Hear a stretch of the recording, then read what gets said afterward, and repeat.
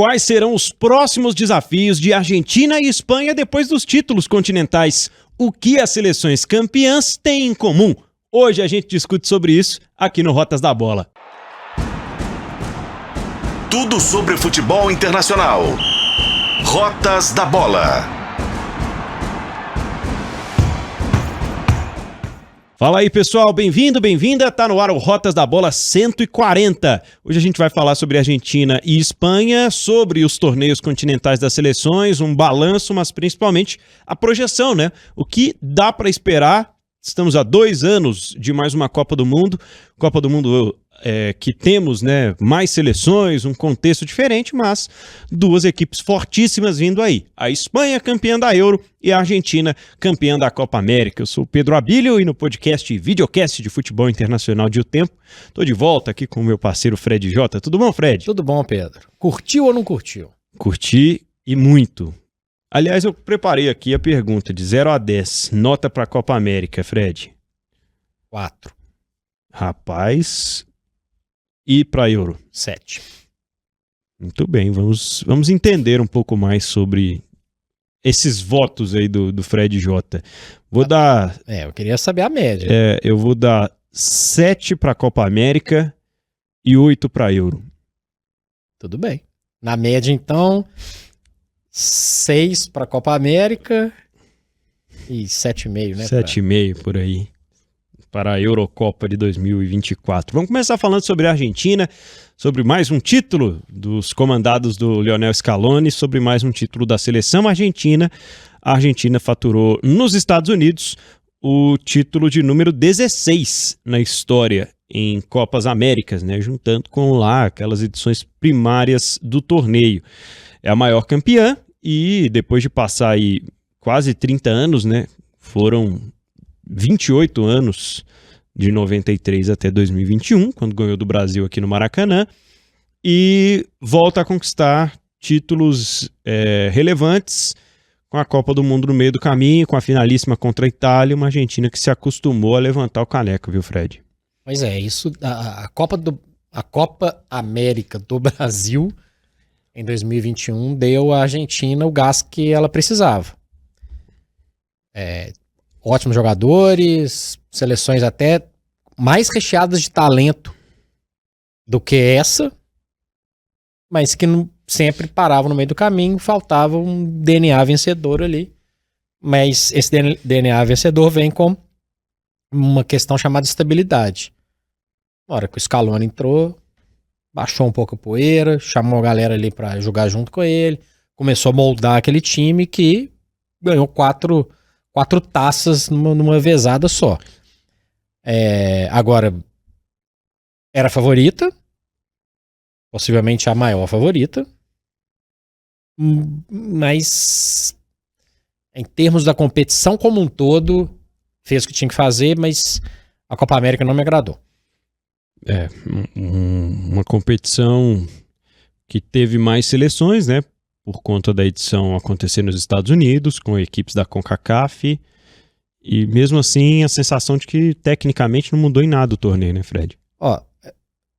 Foram 16 seleções, né? Entrou Estados Unidos, Canadá, México, Costa Rica, Jamaica, 1, 2, 3, 4, 5, faltando 1. Panamá. Dureza, hein? O Canadá surpreendeu, chegou até a semifinal, inclusive a Argentina jogou 2 vezes com o Canadá nesse processo. As 2 o mesmo placar. A Argentina passou em um grupo que, além do Canadá que a gente acabou de citar, tinha Chile e Peru, que saíram da competição somados com um total de 0 gols.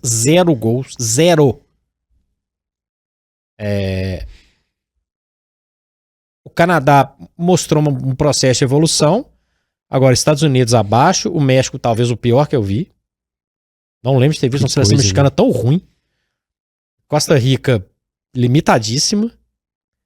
Jamaica, limitadíssima. E o Panamá, medonho, né? Vamos ser franco. Lembrando que o Panamá eliminou os Estados Unidos. Só pra gente ter uma ideia do cenário dos 3 anfitriões da Copa de 2026. Estados Unidos jogando em casa em casa, não passou da primeira fase no grupo que tinha o Panamá.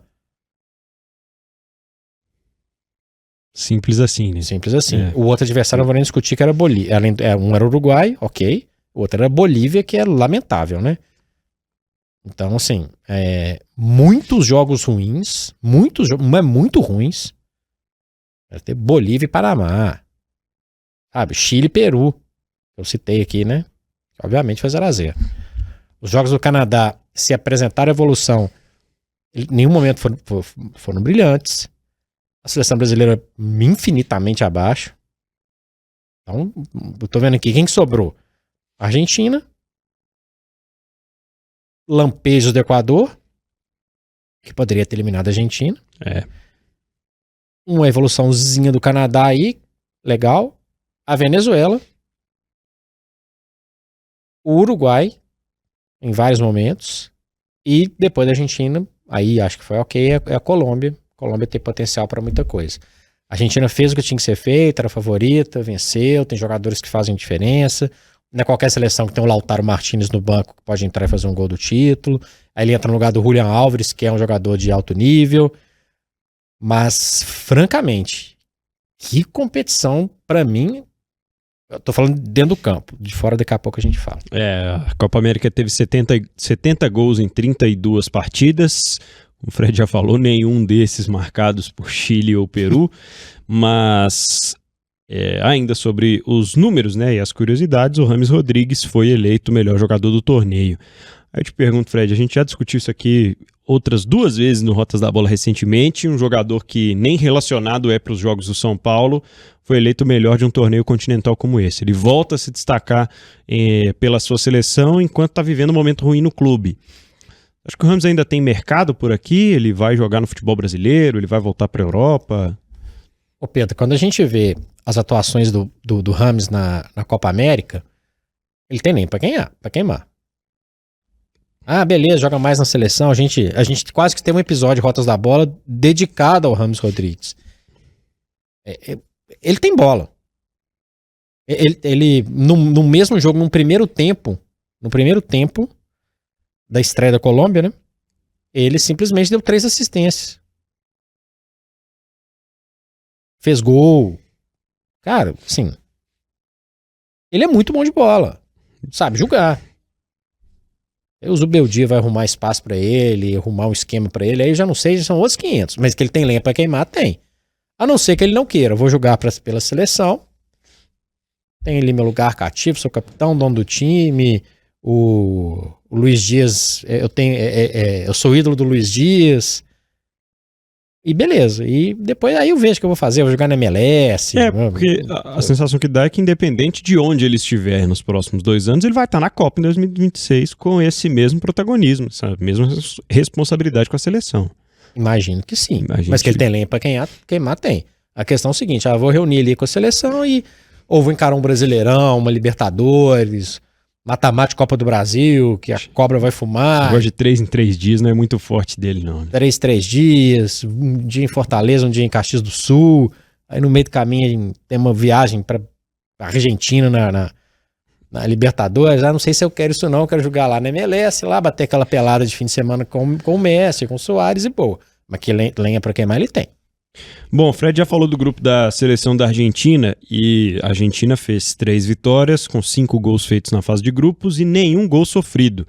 Curiosamente é a mesma campanha que a Espanha fez no grupo B lá na Eurocopa, daqui a pouco a gente vai chegar lá. Mas nas quartas de final a gente falou sobre a seleção equatoriana, Fred. A Argentina se complicou ali e a gente talvez tenha visto o auge dessa seleção do Equador que está surpreendendo recentemente nas eliminatórias e surpreendeu na Copa América, né? O Equador, para mim, vai para a Copa, né? Por qualidade técnica e por uma concorrência que é medonha, né? É muito ruim, tem muita seleção ruim na América do Sul. Muitos bons jogadores e uma incapacidade de decidir. Isso que ficou para mim do Equador. Um cara com a rodagem do Valência, ele vai ficar marcado, não tem jeito. Liga lá para Porto Alegre e pergunta se tem gente que lembra de alguma semifinal continental aí. Ele foi, infelizmente, uma peça decisiva para a classificação do Fluminense para a final da Libertadores. E na hora ali de resolver um jogo complicado contra a Argentina, ele perde o pênalti. Foi o momento mais complicado da Argentina. Nem na final a Argentina correu um risco nesse nível. E olha que na final teve momentos de Colômbia amassando no ataque. Teve. Mas acho que o Equador foi mais incisivo. Chegou a impressão que ficou que o Equador esteve mais perto. Fiquei com essa sensação.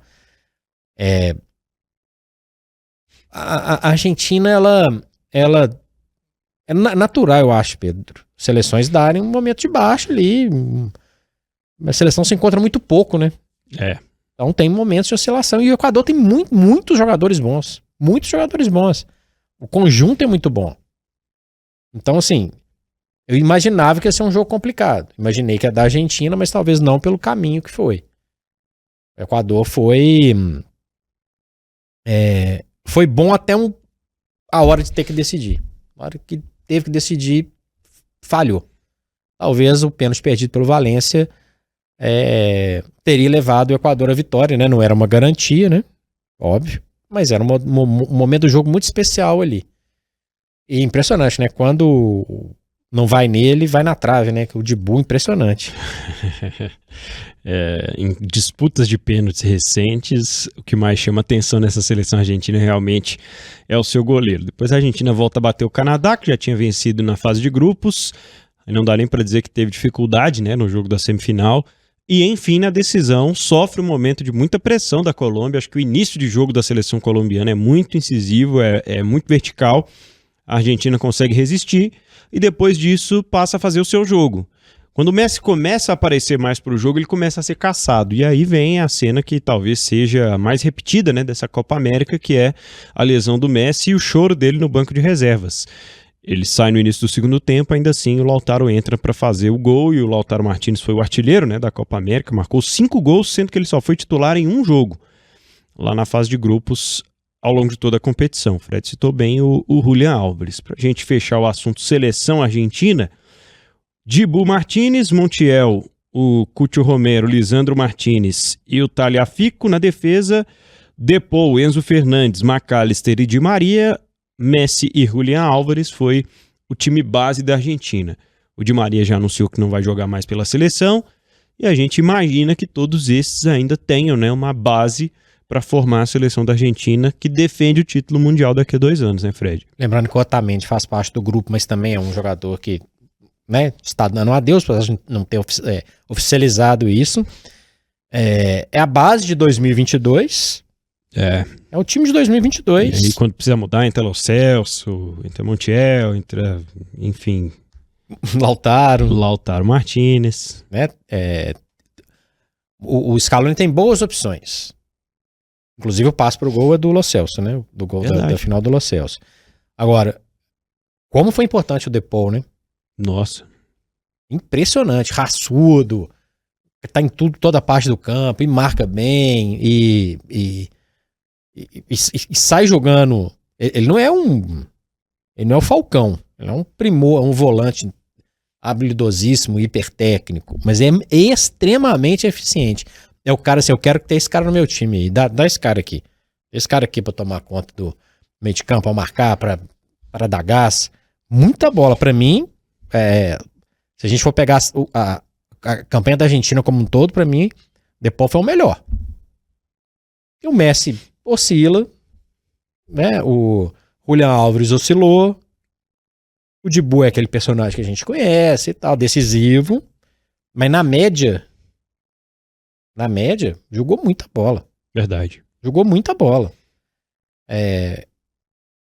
A gente terminou o Rotas da Bola lá da Copa de 2022 falando se o Messi jogaria ou não jogaria a Copa. O Cristiano Ronaldo também. Eu lembro, o Messi ainda fiquei meio assim. O Cristiano Ronaldo, pra mim era certeza que jogaria. Eu já não duvido do Messi aparecer lá. Ainda mais nos Estados Unidos. O Messi recuperou uma alegria, né, de jogar pela seleção. Acho que o choro dele quando vai pro banco depois de ter sofrido a lesão quer dizer muito o sentimento dele com relação ao tamanho do peso, né, da responsabilidade que ele carrega hoje, de orientar os jogadores, a amizade que se tornou mais forte com os atuais jogadores, né, da seleção argentina, aqueles outros que não continuaram, que não prosseguiram, porque não se davam bem com o jogo do Messi. O próprio Scaloni, né, muitas vezes teve que ser blindado, protegido pelo seu principal jogador, enquanto na maioria das vezes a gente vê o movimento contrário acontecendo, o treinador precisando proteger o jogador. E o Messi realmente se sentiu, né, abraçado pela seleção argentina e retomou o prazer de jogar pela seleção. Naquela época eu duvidava mais que hoje, Fred. Quanto mais o tempo passa, mas eu vou acreditando que o Messi vai estar em campo em 2026. Eu tô achando que se ele vai ser titular ou não, são outros 500. Mas pra mim vai forte a Argentina de novo pra Copa. Especialmente se o Messi tiver. A figura Messi lá, sentado lá no banco, lá com o pé inchado como ele ficou, chorando. Ele sentado lá, ele traz um pacote diferente. É uma seleção que mostra também... jogadores muito estabelecidos. Tinha um tempo que a Argentina não tinha isso nos clubes. É verdade. A grande maioria, né? Porque teve essa discussão, né? Mas o Dibu joga lá no Aston Villa. O Montiel joga lá no Nottingham Forest. Não vou entrar nessa não, tá? Os caras jogam Premier League, os caras jogam La Liga. Né? Não, acho que a discussão... Tô falando isso porque teve muita gente falando que o meio de campo da seleção brasileira joga em clubes pequenos da Inglaterra. Era coincidentemente todos da Inglaterra, né? Mas teve muita gente grande que jogou Copa do Mundo em times, vamos dizer, pequenos. O Maradona era jogador do Napoli, que não tinha nenhum título italiano quando ele foi campeão em 86. E aí? Acho que isso não tem... Acho um papo furado do caramba esse aí, viu? Não tem nada a ver. O Sevilha é ruim? Sim. Não, sério. Se fosse assim, o Inter Miami, então, seria o... Então assim, fica todos esses caras, Dibu, Montiel, Romero, titular do Tottenham, Lisandro lá, penando lá no Manchester United, Enzo... no Chelsea, McAllister no Liverpool. É uma seleção que joga os jogadores estão num nível interessantíssimo nos seus clubes e são essa turma que eu falei aqui tem idade suficiente para a Copa para chegar num nível bom, sem falar de Julián Álvares, de Lautaro e tal. Então a Argentina hoje ela é a favorita para a Copa 2026, uma das, né? Vamos falar sobre a organização nos Estados Unidos, afinal de contas a gente está falando muito sobre 2026 aqui, né? Os Estados Unidos vai receber uma grande parte dos jogos da Copa, junto com o México e com o Canadá, uma das sedes. Nós tivemos um primeiro aspecto muito importante, que foi a dimensão do campo, menor do que o tamanho oficial FIFA estabelece, por conta das adaptações feitas nos estádios. Muitas das vezes arenas multiuso, mas que primordialmente são estádios que recebem futebol americano. Um esporte que usa o campo de forma diferente. Os estádios muito bem construídos, muito tecnológicos, acolheram bem a torcida em sua maioria das vezes, mas acima de tudo com muitas falas dos jogadores sobre essa questão do campo atrapalhar um pouco o jogo. E todas elas tiveram essa informação muito antes do torneio, passaram a se preparar também para essa circunstância. A seleção brasileira, por exemplo, Dorival falou sobre o que tirava dele de profundidade do jogo, né? De fazer com que o Rafinha, o Vinícius, fossem menos à linha de fundo ou chegassem mais rápido à linha de fundo, como se o campo encolhesse para alguns desses jogadores. Enfim, outro ponto importante sobre organização é a confusão com as famílias dos jogadores uruguaios na semifinal contra a Colômbia, em que familiares estavam ali próximos de torcedores colombianos, começaram a ser hostilizados. Os jogadores do Uruguai, ali no calor da eliminação, vão subir a arquibancada para confrontar esses torcedores e tirar suas famílias dali. Torcedores uruguaios também entram na confusão. Tem uma imagem do Darwin Núñez carregando o filho, tentando acalmar o filho, bebê no colo, porque a situação aconteceu toda ali ao redor dele.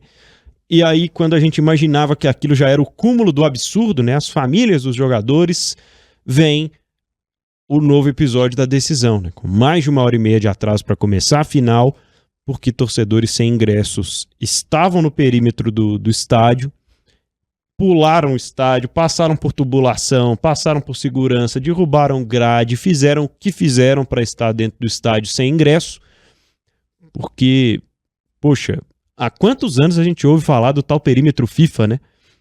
Até em competições Da Conmebol, né? da Conmebol existe já esse estabelecimento, né, de que sem ingresso você não chega ali no raio de 2 quilômetros do estádio. Como isso aconteceu, né? Para que as torcidas se enfrentassem, para que as torcidas invadissem o estádio. Enfim, foi uma confusão generalizada que envolveu de novo familiares de jogadores. E aí a gente começa a voltar para aquele aspecto de falar, poxa, por que o jogador não se conecta mais com a seleção e tal? Que existe essa distância tão grande? Muita relação com como as federações tratam, né, esses eventos. E infelizmente a gente viu uma Copa América que deixou a desejar na sede da próxima Copa do Mundo em termos de organização. O que a gente tem que entender? A organização é de quem? Da Conmebol. Que não vai organizar a próxima Copa, certo? Isso. Na verdade é a FIFA, mas, né, não é a principal confederação. Ponto 1. Estádios, tamanhos de gramado. Descobriram lá na hora que entraram em campo? Menos também, né? Acho que teve muito estádio para pouco jogo, né? Ok, era um período de testes. Beleza. A questão do perímetro, só para quem tá nos ouvindo, nos vendo aí, Pedro, a gente cobre competições da Conmebol. É uma quantidade de protocolos que você tem para participar, né, para fazer uma cobertura normal, inclusive essa questão do perímetro, inclusive visual, né, para quem não tem direitos de imagem. Aí você chega no palco da próxima Copa do Mundo, estádios que vão ser utilizados possivelmente até em fases agudas da próxima competição, e simplesmente tem gente lá no bolo. Assim, eu já vi muita coisa maluca em estádio de futebol. A entrada no estádio pela tubulação talvez foi a primeira vez. Não tentei puxar pela cabeça, não me lembro. Não teve morte ali, mais uma vez, por Deus não quis. E a cena você lembrou da cena do Darwin Núñez com o bebê no colo. Mas tem outras cenas do Darwin Núñez, né? Distribuindo supapo na arquibancada. Assim, cara, virou uma briga de rua. Uma cena grotesca, tá? A turma jogando cerveja no jogador, e o cara distribuindo soco e tomando soco. Assim, cara. Inacreditável. Sabe? Pra começar, não tinha. A gente não sabe ao certo o que aconteceu com os familiares, né? Parecia que tinha uma turma colombiana borracha lá, bebeu mais do que devia e fez alguma lambança. Não conseguimos de maneira clara entender o que era. Mas para tirar os caras do sério, certamente alguma coisa séria foi. Ok. Agora, um jogador profissional salta, né? Ele saltou de dentro do campo na arquibancada, distribuindo supapo com o torcedor. Cadê a segurança desse negócio, Pedro? A segurança era da Conmebol também? Inacreditável. Sim. Cenas bizarras. Torcedor entrar pela tubulação de... Gente, assim... Me deixou com a pulguinha atrás da orelha em relação ao que pode acontecer, apesar da organização ser outra, em 2026. Porque nós estamos falando dos Estados Unidos. A Copa também vai ser no México e no Canadá, com menos jogos, mas vai ter. Essa turma está preparada para 48 seleções? Para além daquelas que estavam ali agora, vai vir aí a Espanha, a Alemanha, a França, a Inglaterra, a Itália. Assim, vai um Japão com zilhões de turistas. Cara, muito assustador. Diz muito também sobre uma questão. Se a organização é da Conmebol, acende o alerta. A gente já teve de tudo nos últimos anos. Jogo no meio da pandemia, que a Anvisa entrou para barrar. Se voltar mais A foguete briga no no olho do Maracanã. torcedor. A briga no Maracanã da Brasil e Argentina no passado. Um zilhão de casos de racismo, né? Nossa, Perdemos. inclusive na Copa América. Inclusive na Copa América, inclusive na comemoração da seleção da Argentina, né? Completamente desnecessário. Total. Completamente desnecessário. Não tinha a menor necessidade. Além da necessidade, assim, né? É crime, né? A galera não conseguiu entender ainda, né? E o Acho problema que tá é esse, meio, né, Fred? Porque começaram a cantar lá na fase final da Copa de 2022. A torcida. Deixaram passar. Aí a música pegou. Até hoje a torcida argentina canta. E aí vem os jogadores e cantam no ônibus. E não acontece nada com ninguém. Aí beleza, a FIFA né? abriu uma investigação. Pra Por que quê? precisa abrir uma investigação? Porque o cara A live tá lá, tem o vídeo. E assim, né? E só situando isso aqui, né? A pessoa talvez mais envolvida nessa questão foi o Enzo Fernandes, que joga no Chelsea com... Você pode escolher o tipo de racismo que ele quiser, que ele monte pode praticar, né? De jogadores franceses se manifestando contra, né, o vídeo do Enzo, de companheiros dele. Deixando de Fofana seguir, né? Deixando de seguir, o Fofana compartilhou, né? Enfim. Ali tem tudo, cor de pele, origem, né? Vários jogadores de origem africana, né? Homofobia na música também. Homofobia, um show de horrores, assim. É um show de horrores. Aí depois o Pedro olhou pra mim aqui quando eu falei nota 4 pra Copa América. Não dá, gente. Vou diminuir a nota. Não, sério. Sério. Sabe? Lembra, ó, a América do Sul, vai ter uma final de Libertadores no Monumental de Nunes. Nesse bolo teve Libertadores em Madrid também, né? Pedrada em ônibus. Pedrada em ônibus e a Libertadores no Santiago Bernabéu. Sabe, gente, é brincadeira. É brincadeira, sinceramente, assim. Né? Em termos de organização, sabe? O futebol ruim, de vários desses que eu falei, eu esperava. Ponto. Agora, torcedor trocando supapo com o jogador na arquibancada. Eu vou te falar que até caso de preconceito e tudo mais, eu vou falar que torcia pra que não, mas imaginava. Mas, pô, Pedro, sinceramente, cara, não sei qual foi a parte dos Estados Unidos nessa história. Não sei se a segurança era contratada como Comebol em vários casos, mas é um ponto de alerta aí, viu? 48, não é 48 delegações, é 48 países com torcida, com inclusive delegação diplomática, sei lá, presidente, dirigente. Deus do céu, cara. Isso me deu uma... E não vai acontecer nada com o Enzo, com companhia e tal, vai continuar cantando. Eu acredito que não. Próximo, infelizmente. só falta ele cantar isso dentro do vestiário do Chelsea, né? Quem sabe? E acho que ele vai ter que trocar soco com alguém nesse caso. Tá doido. Bom, pra gente voltar a falar de futebol e começar aqui uma transição pra Euro, vamos falar de Lionel Scaloni e Luis de la Fuente. A gente falava, né, Fred? Vamos falar sobre as campeãs, vamos falar um pouco sobre o jogo delas. E duas seleções que se caracterizam, né, pela força ofensiva, duas seleções que têm uma segurança de meio campo muito forte, meio-campistas com características diferentes, mas que o tempo todo estão tentando encurtar o campo de algum jeito, se aproximar mais dos atacantes e dos defensores para começar as jogadas, e grandes referências com velocidade, com habilidade no ataque. Só que acima disso nós temos alguns jogadores voltando a se consolidar e alguns jovens jogadores, né?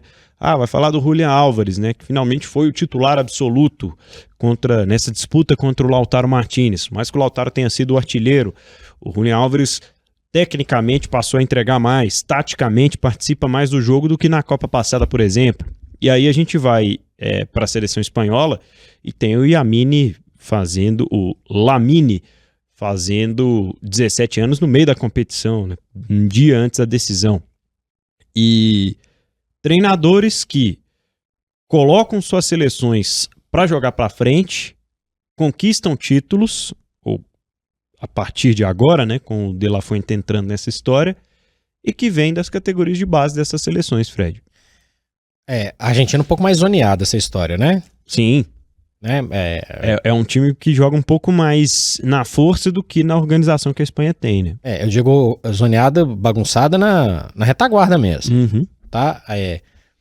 A gente vai citar aqui o De La Fuente, que passou por todas as categorias de base até chegar lá, e teve mais gente que conseguiu fazer isso, né, na Eurocopa. O Southgate, por exemplo, era um treinador de categorias de base que foi alçado à seleção principal. Esses dois processos, Espanha e Inglaterra, são processos mais organizados. Opa, a gente mexer aqui nessa categoria de base, começar a trabalhar isso com calma, entender como é que funciona isso com os clubes, isso aí vai dar certo. Um pouco óbvio, né? Um pouco óbvio. Aí o pessoal começou a entender que poderia ter um processo que era melhor. A Espanha ganha 2 Euros seguidas e ganha a Copa 2010 e oficialmente ela desaparece. É um brilho aqui e acolá. Na hora que esse processo começa a efetivamente dar as caras, ou seja, pós-Copa de 2022, aí floresce a base montada lá atrás. Porque quando a gente pega assim, quem que é essa seleção da Espanha? Quem são esses caras? Onde esse cara jogava? Quem fez o gol do título, onde esse cara jogava? Não é no Barcelona não é no Real Madrid não? Ué, pera, tem jogador aí do Atlético de Bilbao? Jogador que joga na Alemanha, né? Joga no Leipzig, né? Tem uma série. Isso é um trabalho nitidamente bem estruturado. Assim como foi a Alemanha no início do século. Vinha de tropeços, começou, opa, vamos moldar essa história aqui, porque isso aqui vai melhorar. O caso da Argentina é mais um pouco mais, né? A própria entrada do Scaloni é para apagar o incêndio do Sampaoli. Né? É um pouco mais, como é que fala? Abrupta, vamos dizer assim. Né? Não foi um negócio pensado. Não, nós vamos pegar esse cara, vai ter um longo trabalho aqui, ele vai fazer uma prospecção de jogadores de base, nós vamos montar aqui um esquema. Não foi assim. A experiência dele é legal, mas o projeto é diferente. Seleção da Espanha campeã da Eurocopa, chegando ao tetra na Euro, maior campeã, né? E em 5 edições de Eurocopa, de 2008 para cá, são 3 títulos e a semifinal que ainda teve na Euro de 2020, que aconteceu em 2021. Nós tivemos 117 gols em 51 jogos. Harry Kane, Dani Olmo, Mikal Tadze da Geórgia, o Musiala, Gakpo e o Šranc da Eslováquia. Ivan Šranc fizeram 3 gols. Não tivemos um grande artilheiro nessa Euro, mas que mostra também um pouquinho do equilíbrio que teve a Eurocopa. A Espanha teve a mesma campanha da Argentina na fase de grupos, né, que eu falei aqui, 3 vitórias, 5 gols feitos e sem sofrer nenhum gol, só que com Itália, Croácia e Albânia no seu grupo. Com direito a um gol contra da Itália. Num jogo que talvez tenha sido o mais complicado, né? Um massacre da Espanha, né? Foi ataque e nada não acontecia e de repente ganha de 1-0 com gol contra e tá tudo certo. Né? Só lembrando disso, obviamente não estou diminuindo, né? Hipótese alguma, mas foi um jogo muito, muito maluco, né? Porque pra mim foi um abismo entre um e outro e com gol contra e gol de pênalti também, né? Nesse processo, né? Na primeira fase. A Espanha na primeira fase, ela não dava pinta de que... Nossa! Apesar do massacre contra a Itália. Teve alguém na primeira fase que você acha que tenha jogado melhor? Alemanha. A Alemanha jogou bem. A França, em algum momento a gente vai acabar falando, decepcionou, porque era expectativa. A Inglaterra arrastou. Eu gostei do jogo da Holanda. Os resultados é que... Eu acho que a Holanda deu uma engrenada um pouquinho depois. Na primeira fase, não gostei, não. E eu gostei muito de Portugal na primeira fase. Os 2 primeiros jogos perfeitos, né? Gostei muito de Portugal. E aí no terceiro jogo começou a mostrar... Se estabanou, né? Mas eu gostei muito. Gostei muito, muito de Portugal. Aliás, é Portugal quem começa a consagrar a Geórgia, né? Exatamente. Que foi... Exatamente. Dá pra dizer que a Geórgia foi a sensação dessa Euro, Fred? Uma boa surpresa. Eu não achava que ia ter um saco de pancada, uma coisa assim muito abaixo, não. Porque, né, acho que tá bem condensado. Imaginei que a Escócia ia dar um papelão, tomou 5 lá e tal. Mas não foi assim também, né? Tomou os 5 lá, mas depois arrumou um empatezinho aqui e tal. A Albânia surpreendeu. A Geórgia, idem. Então, assim, não dá pra falar que, nossa, é a principal. Talvez a mais... O que fez mais diferente. Se classificou, né? Então, classificou, eu digo, pro mata-mata. Então, assim, deu uma luzinha. Poxa, pode sair alguma coisa diferente dali e tal. Sabe quem que eu acho que sai com saldo positivo dessa Euro e de esperança renovada para 2026? É a Alemanha. Certamente. A Alemanha foi a seleção que fez jus a jogar em casa muitas vezes, foi uma festa bem legal, mas dentro de campo se mostrou uma seleção já com um caminho a ser trilhado ali, né? E assim, a gente pode até discutir isso porque tá dentro da campanha da Espanha, né? Pra mim foi pênalti no coreano, hein? Bração aberto. Eu também achei. É difícil porque depois a gente fica revendo o lance em câmera lenta, aí, poxa, a bola demora pra bater no braço e tal, mas... Na hora deu pra ver que o braço tava bem longe né? do corpo, né? Achei que atrapalha a trajetória da bola. A gente poderia estar falando de uma outra história aqui, né? É verdade. Então, assim, não estou diminuindo a conquista da Espanha. Mas só mostrando que, na minha avaliação, poderia ter tido uma história diferente. Uma grande diferença, né, de uma competição para outra, o tempo que o VAR demorava para revisar as coisas. Tem isso, também esqueci. O impedimento semiautomático e, enfim. Eu dei 4 para a Copa América, né? Pode diminuir. Pode diminuir. Já esqueci disso. 2 vezes. Pelo amor de Deus. Outra história. Até o tempo de acréscimo, a Euro foi um pouco econômica, né? Discutível também, não acho que tem que ser nem 8 nem 80. Mas é outra história, né? A organização tava tranquilo, Pedro? Teve jogador brigando na arquibancada, não. Não teve, não. Teve briga na rua, né? Briga na rua e tal. É isso aí, beleza. Isso aí tem. Beleza não, né? Isso aí já acostumamos, né?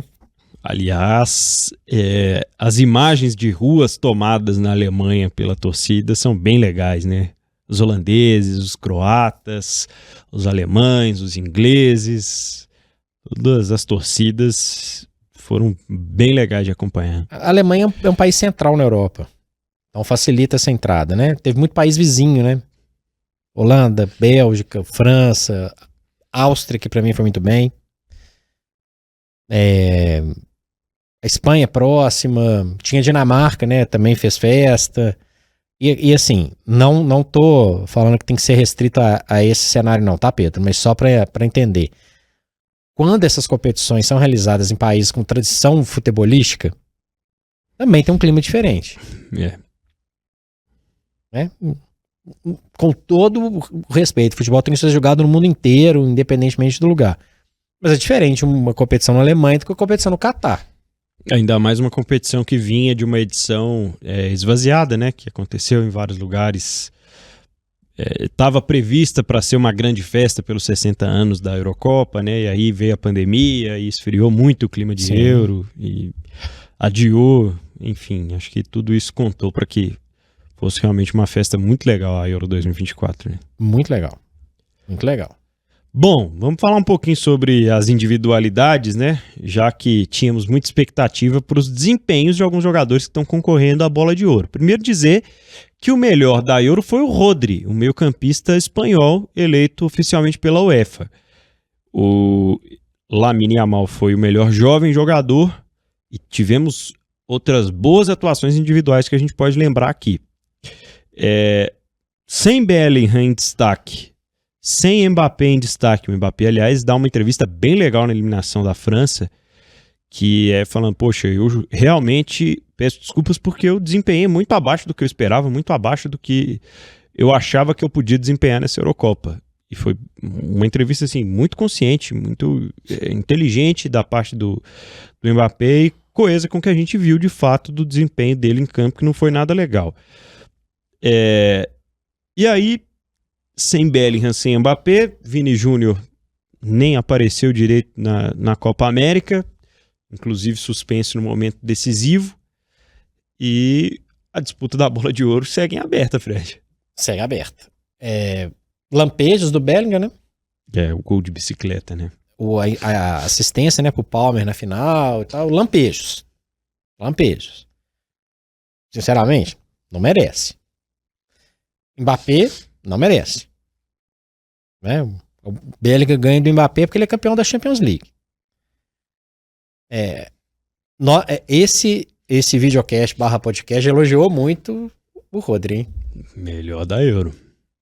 O Rodri joga muita bola. Foi justo o título de melhor da Euro? Assim, pra quem tá acostumado a ver o Rodri, ele é um cara discreto, mas ele é um cara extremamente eficiente.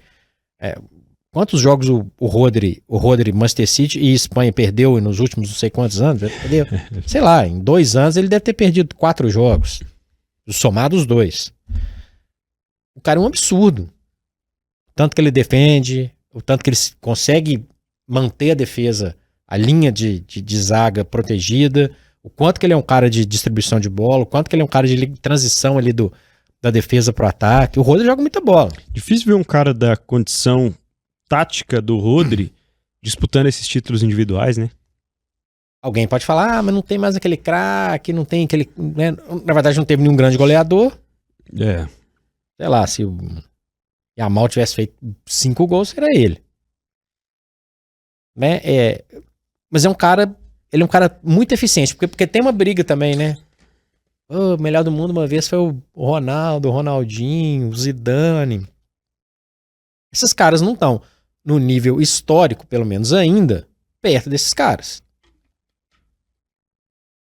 A disputa antes era uma coisa assim, né? Você tinha lá no mesmo ano Ronaldinho, Henry e Ronaldo Fenômeno, sei lá, tô chutando aqui, assim. Tinha um momento, um nível, considerando um nível histórico, né? O Mbappé é um cara histórico já. 2 finais de Copa do Mundo, 3 gols numa final e tal. Não voou, joga no PSG, jogava, né? Então, cara, assim, é justo o Rodri. Talvez ele sintetize a eficiência da seleção da Espanha.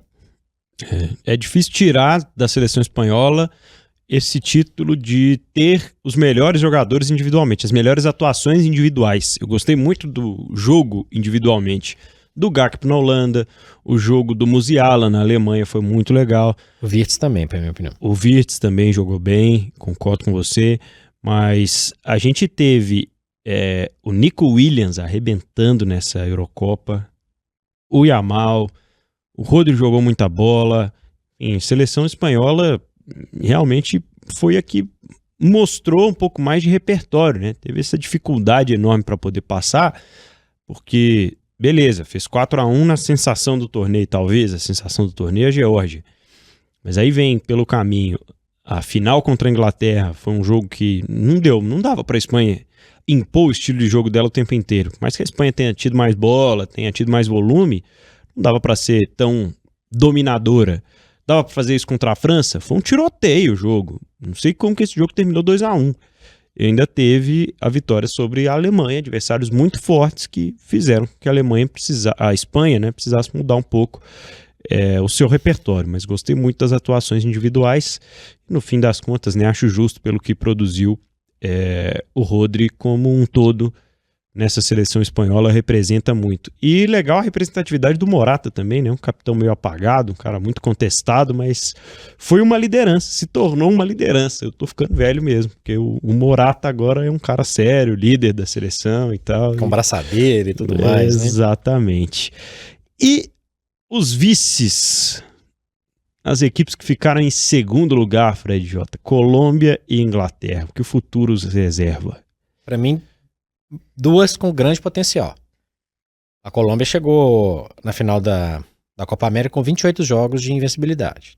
tá bem nas eliminatórias, finalista da Copa América, eliminou o Uruguai e perdeu na prorrogação para a Argentina e ficou na frente do Brasil no grupo. Acho que tá... Né, se livrou do Uruguai, né? Mas tá muito claro...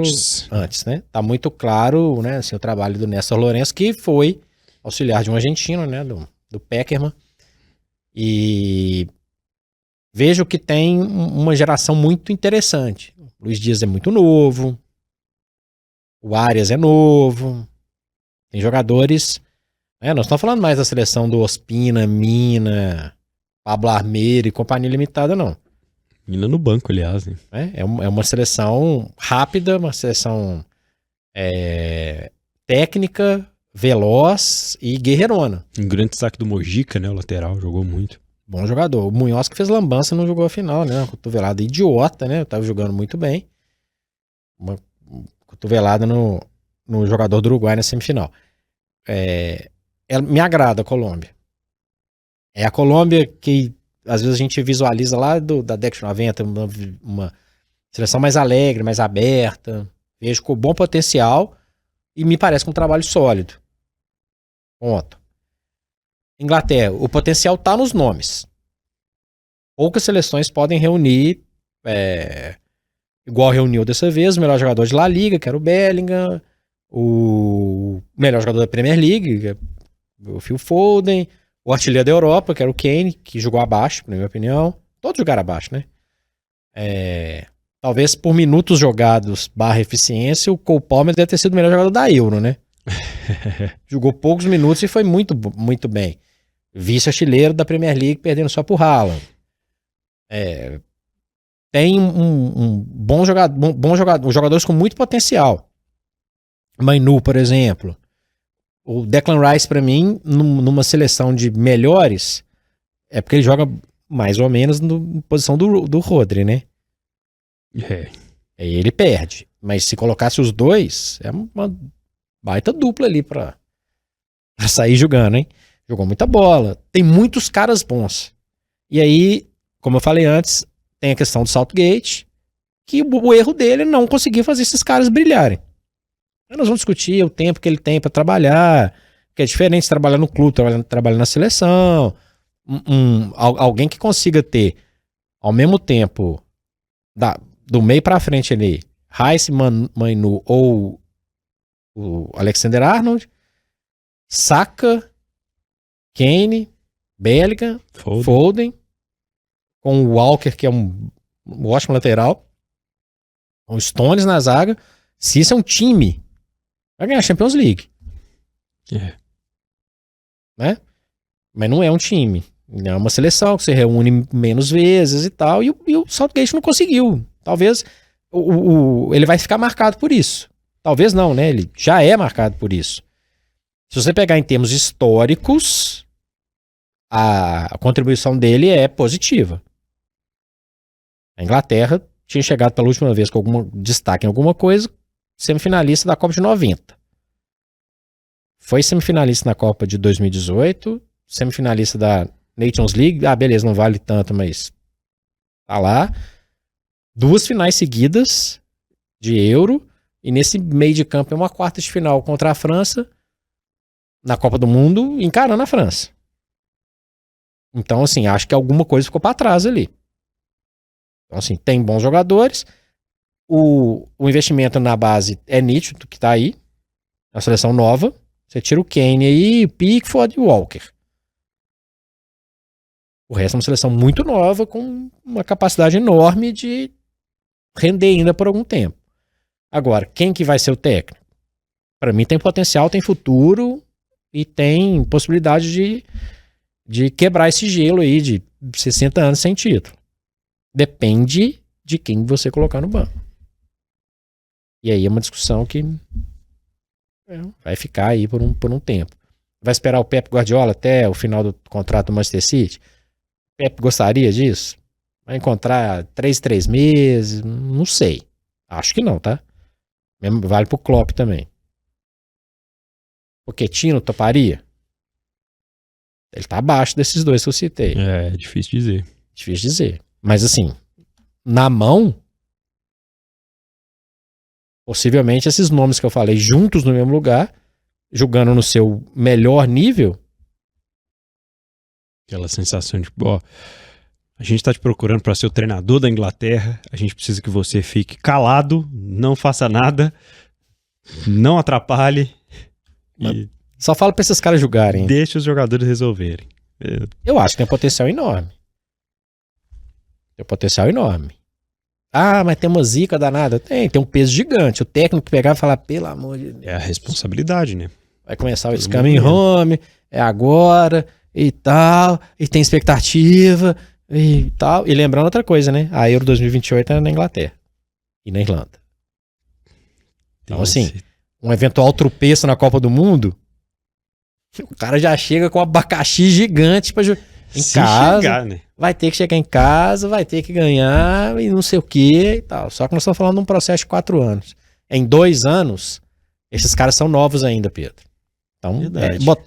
é alguém que vai botar essa turma pra jogar. O Deschamps consegue, né? Tá lá há muito tempo e tal. Ele consegue botar. Na Euro nem tanto, né? Mas conseguiu. O Martínez conseguiu juntar um jeito lá dos caras de Portugal jogarem. É alguém. Tem alguém pra fazer. Se fosse campeão, ia quebrar o gelo, ia ser um alívio. Ia ser campeão jogando o melhor futebol? Não. Mas talvez fosse preciso ganhar pra, quem sabe, abrir a forma de jogar? Não sei. Nós já falamos aqui 500 mil vezes, né? Jogando feio vale ganhar também. É. Né? Zé Mourinho tá aí pra... Né? E nem em inglês. Então, acho que são 2 seleções com potencial enorme. Enorme. Hoje a Colômbia, como time, tá na frente do Brasil. Com A certeza. Inglaterra já tava, na minha opinião. O Brasil é a 4ª força da América hoje. Em termos de bola, jogando, tá atrás da Argentina, tá atrás do Uruguai, tá atrás da Colômbia e vai ter uma disputa cabeça a cabeça com o Equador aí. Fica de olho no Equador. Em termos de bola, tá? Não tô discutindo se o Vini Júnior é melhor que o Valência, não é isso, né? Discutindo. Seleção lá, dentro de campo. Pois é, conjunto, né? E o que tá funcionando e o que não tem funcionado. Muito bem, Rotas da Bola 140. Falamos aqui um pouco sobre as seleções que disputaram Euro e Copa América, o que vem para elas, né, pela frente. E, claro, a gente vai seguir acompanhando, né? E daí vem Jogos Olímpicos, vem uma nova temporada de clubes e você acompanha tudo aqui no podcast e videocast de futebol internacional de O Tempo. Eu sou o Pedro Abílio. E eu sou o Frederico Jota. Aliás, vai lá, tô te convidando para você se inscrever no nosso canal especial só de esportes, youtube.com/otempo, youtube.com/@otempoesportes. Clica lá e nos acompanhe. Um abraço.